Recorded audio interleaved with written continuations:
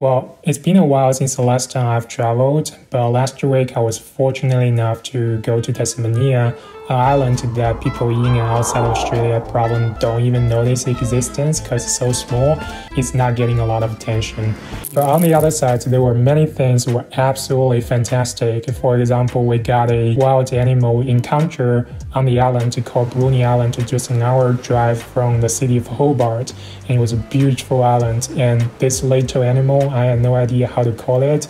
It was so lovely and cute. We literally spent 10 minutes filming the animal crawling its way downhill.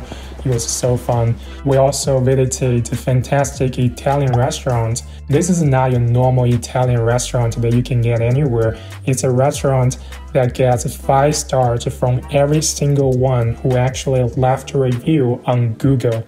This is not something that you see every day, but I didn't actually know that going to the restaurant, so I actually didn't have very high expectation for it. But just sitting there, because it's an open kitchen, so you get to watch the chef preparing the meal for you right in front of you. That was quite an experience. The food was served. We were both wowed by the presentation of the food and also the taste of the food. I've never had anything tasted that good. Never, ever. And this is the best egg and bacon roll I've ever had. So I got compliment to the chef, but I'm not the kind of person that would strike a conversation with a stranger. So I was just there, reading all those reviews on Google right in front of the chef.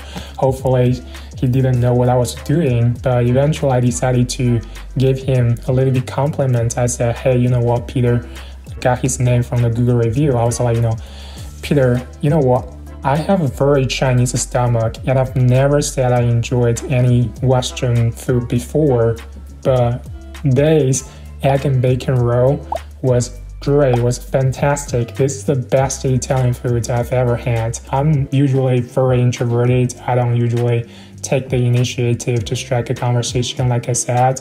But that day I actually did it. So I had no idea why I did it and how I did it. We got back to the hotel and I started thinking, hey, why did I do it? And I was like, maybe because I was curious about the food. Maybe because I was curious about cooking recently and I thoroughly enjoyed the food and I wanted to find out more.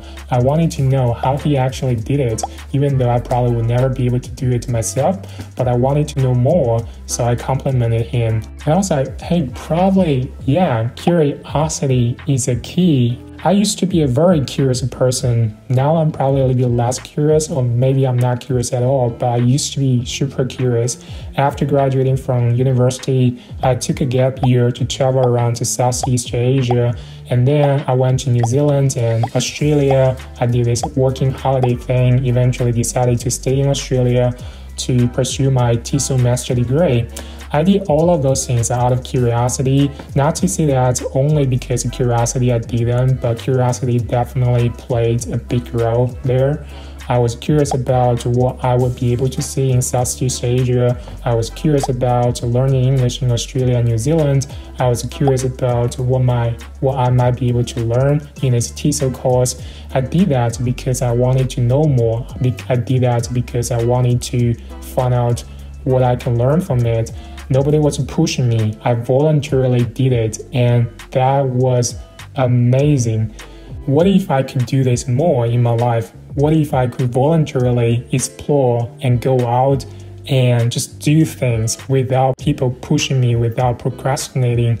I would definitely achieve more. But the thing is, I'm getting less and less curious as I grow older. I don't know why. Maybe this is, as you get older, your life becomes boring, mundane, repetitive.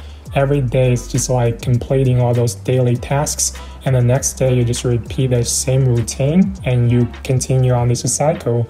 So life is not interesting anymore and you're not curious about it anymore. But what if we can rekindle that curiosity? What if we can nurture this curiosity to get ourselves become more curious about the world? And maybe life will become more fun. And maybe I'll have more interactions with strangers, with people that I know, with people that I take for granted in my life.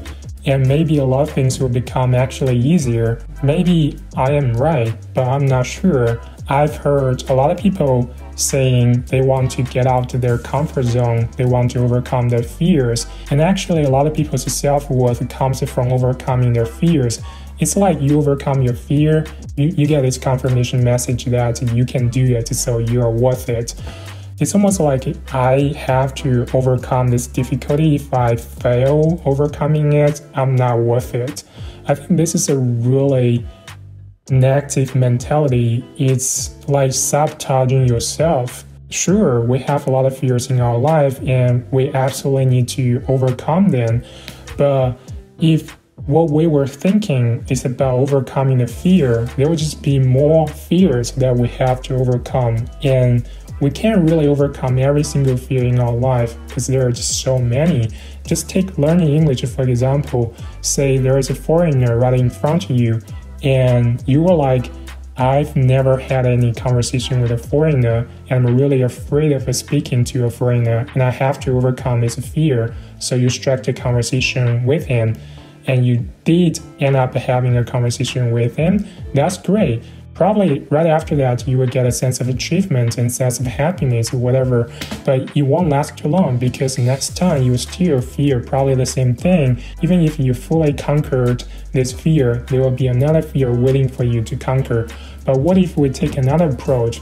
We say, hey, here's a foreigner in front of me, and I'm really curious about why he's here, what he's doing in China, where he comes from, what his country's culture is like. I want to know more. I want to find out more about him. So I wanted to start a conversation with him, and you start a conversation with him without even noticing the fear. You did it. Eventually, we'll get to the same destination, but I think it will just be more fun, interesting, and a little bit more adventurous. I'm not to say that letting your curiosity fly is better than overcoming fear, but I think this is the philosophy I would go by. And also, I'm not necessarily saying that this way we can block out all the fears out altogether. It's impossible. I think what happens is when you are curious about something, really curious about something, your curiosity will defeat your fear. You don't even need to have anybody to push you. You will just voluntarily do it. And I guess that's the lesson that I learned from this trip and my past 20 or so years. Yeah. Well.